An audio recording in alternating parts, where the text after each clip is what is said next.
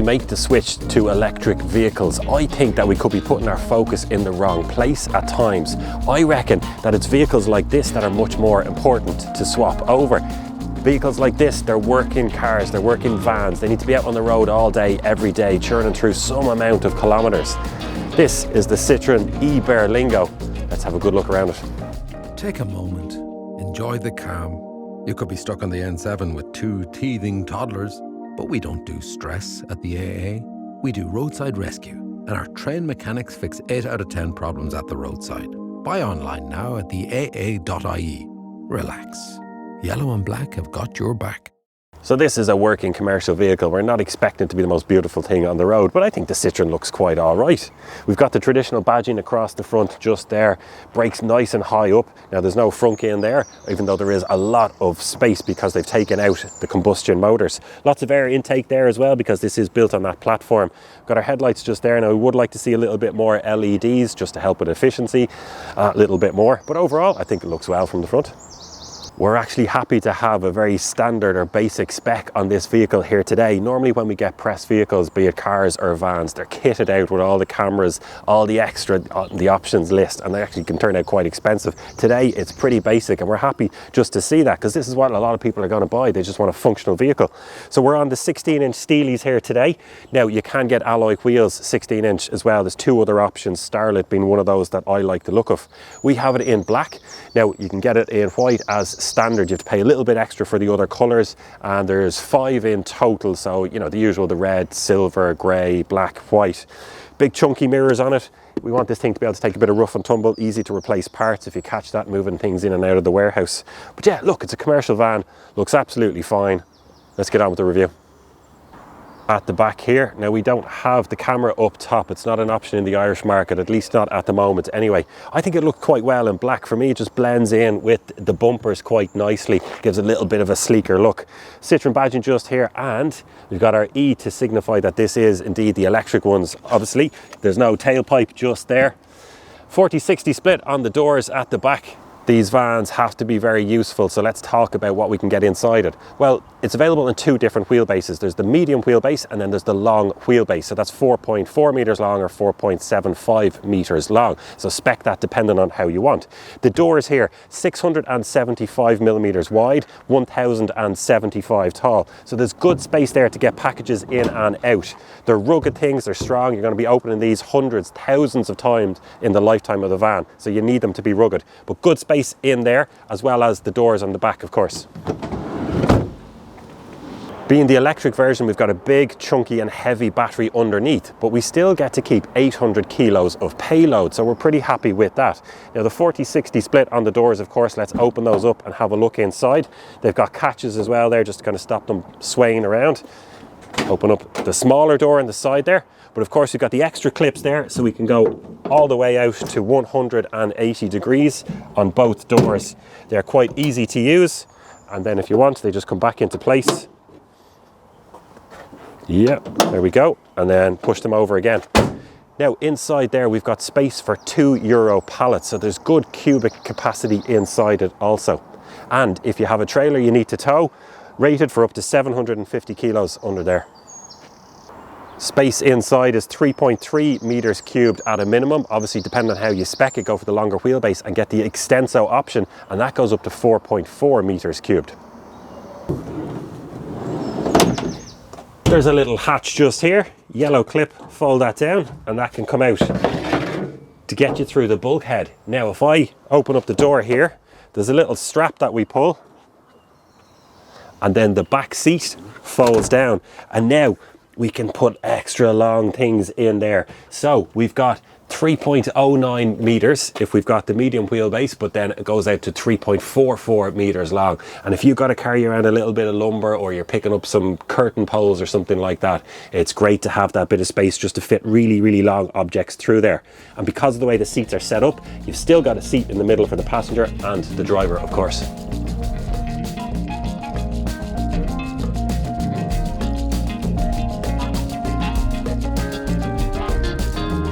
I love a good van, and the Citroen is not letting me down. Now, it's not luxurious in here. We've got the Curitiba grey, and it's the only option that it comes with the fabric seats, and then a lot of scratchy black plastic everywhere you look. But it's a commercial vehicle. We're not looking for luxury here.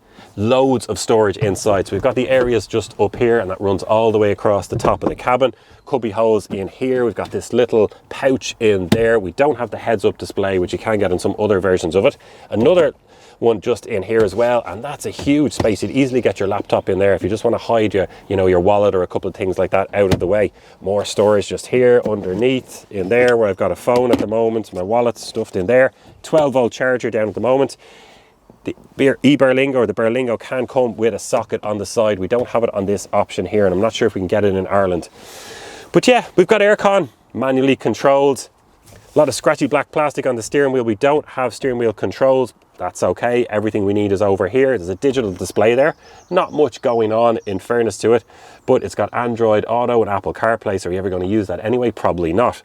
Little USB connection just there for that, and then you can trail it, leave your phone tucked in behind there. We don't get the heads-up display. We don't get the digital cameras there. But you know what? Overall, it's just got that wipe clean quality. This is a functional vehicle. You want to be able to put it through its paces, and it just works for you, and this does. And another one of those reasons why is because this middle seat here, great that you can get 3 passengers in, but if we lift that up, we've got more storage underneath there. Little plastic insert there to divide out a bit of space. But you can also put a padlock on that. So for extra bit of security, hide it out of the way, padlock it up. Yeah, but it's not the only thing. Another little blue strap, if I pull that, the seat folds down this way also. We've got a nice surface just there where you can put things on. That slides out for a bit more space, and it'll also swivel around if you want to put your laptop there, do a little bit of work, store some documents, whatever it is.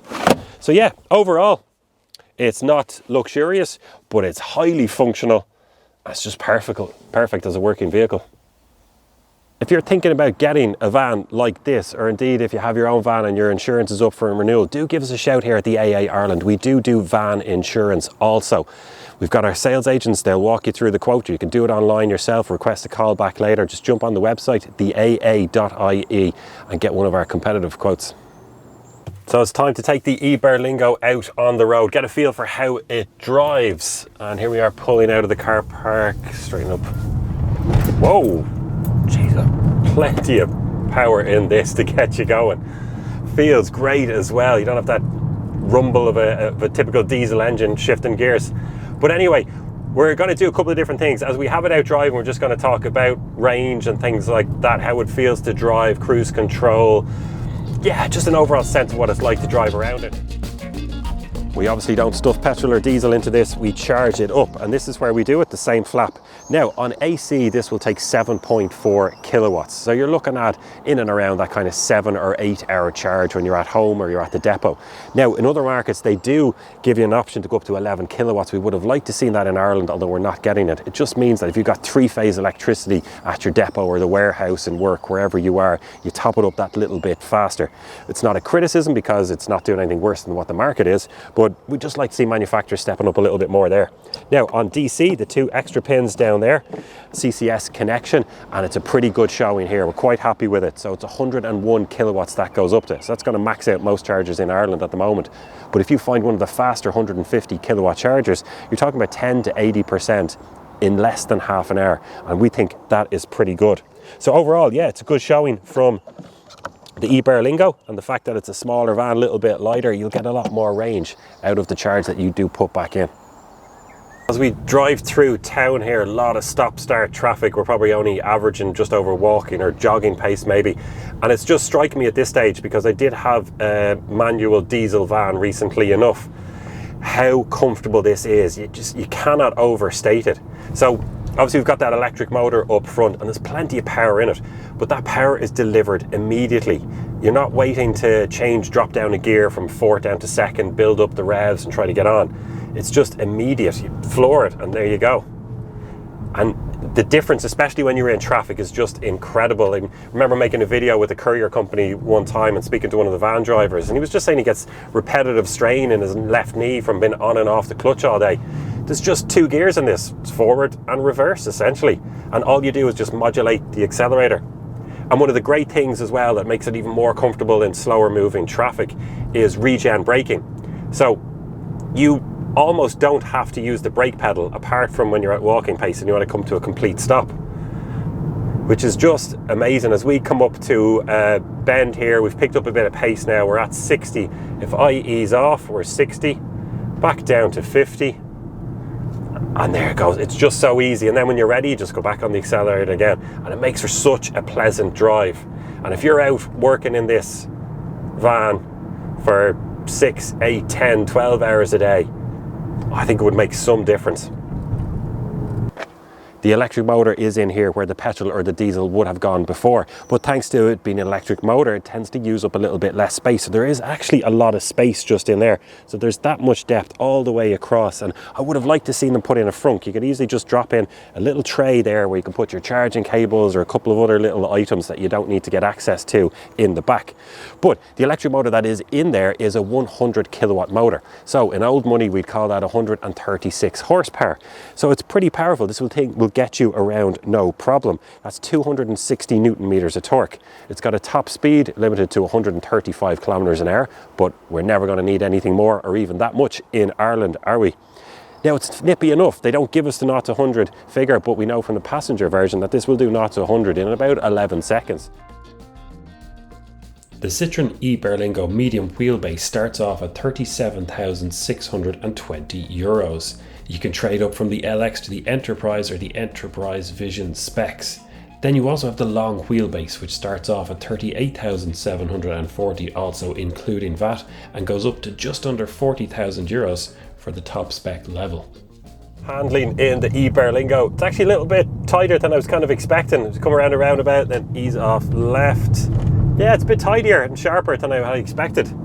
But the main reason I've turned on the camera right now is just that we're about to merge onto a motorway. Just want to test out that power and how it feels. So let's see, it's fairly clear on the motorway. We're just coming onto it now. We're carrying 75 just up. Let's hit 80 and we're about to merge on now. So floor it.